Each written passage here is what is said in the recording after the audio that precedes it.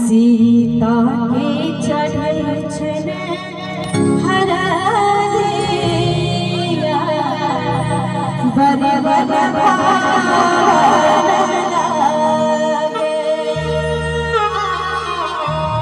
अच्छा आप मेरे सब गोटे ताली बजाकर आज जनकपुर में मारा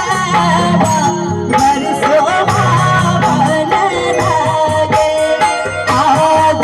जनकपुर में मारा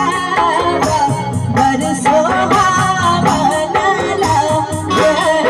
सीता के चढ़ई छने हरा दिया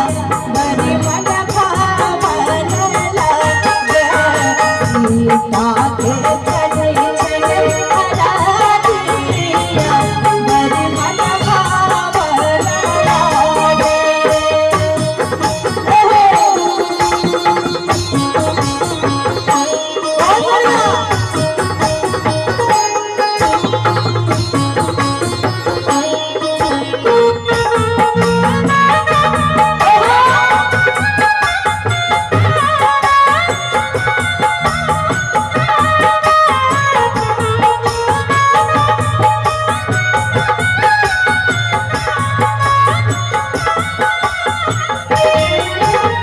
हरे हर बसवा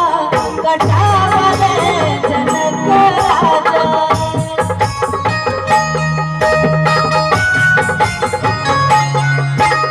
मन में सुनना भाई के बाजला आनंद बाजा